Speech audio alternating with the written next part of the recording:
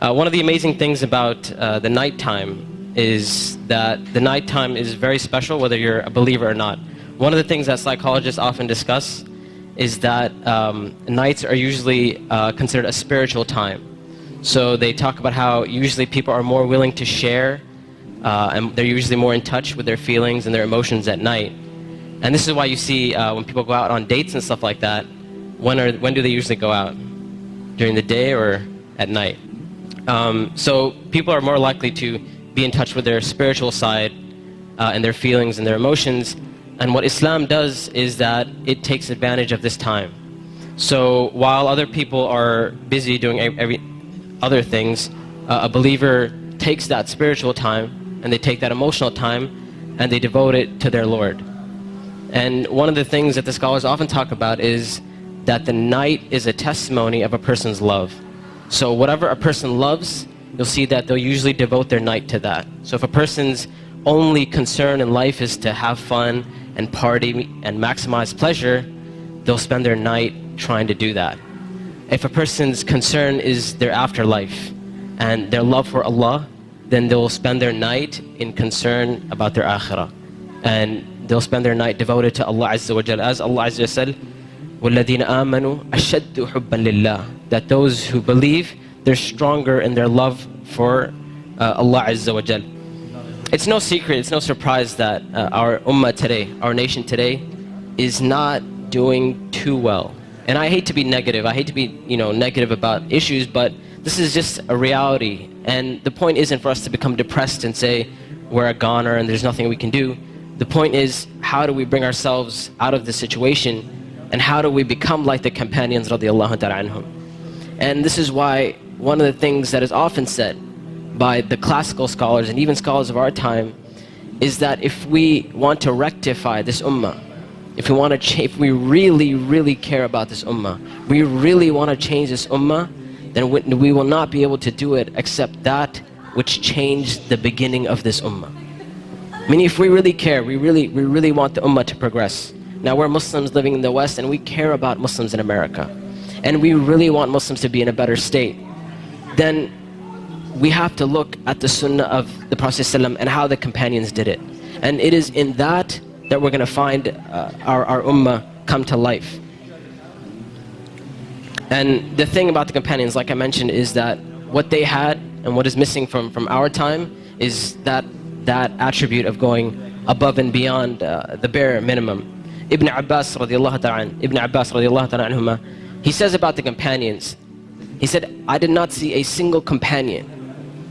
He said, I did not see a single companion except that they would take something from the night. Meaning they would pray some type of qiyam al-layl. And one of the most oft questions I get from young people is, you know what, my iman is just not doing too well. Like, I have a dip in my iman and I just don't feel it anymore. Or a lot of times people who start practicing Islam, they'll have this iman high and they're doing really, really well, and then a time will come where they'll be like, it just doesn't feel the same anymore. Or a lot of times reverts and converts will say, when I first became Muslim, it was the most amazing experience of my life, and I want that back. I want that experience back. And one of the first questions I ask these people is, how is your connection with Allah? How is your qiyam al-layl?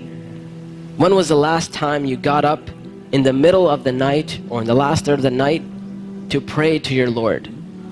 And if the answer usually is, well, I don't really do that. I just try to do my 5 daily prayers. I'm just happy if I can get that in. And I tell them, I say, listen, if you're cutting off your connection with Allah, how are you going to get better?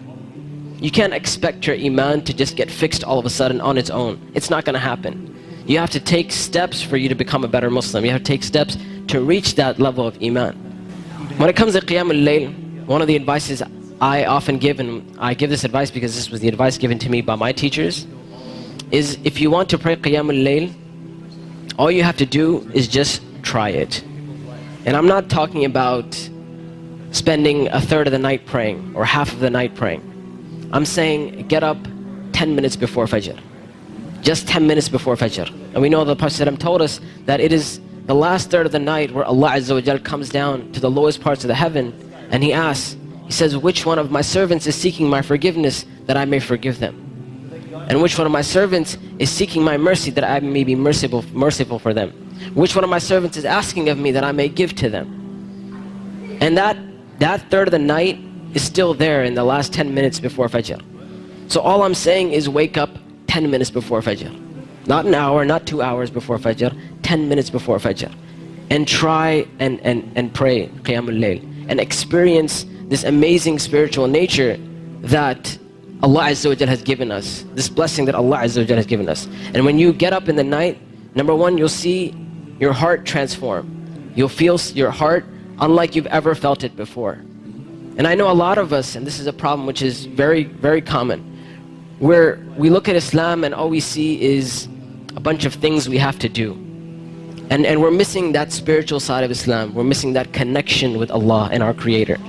And I tell you that if you're seeking that connection, then get up and pray Qiyamul Layl. You will see your heart transform. You will see this tranquility and peace that Islam is supposed to be.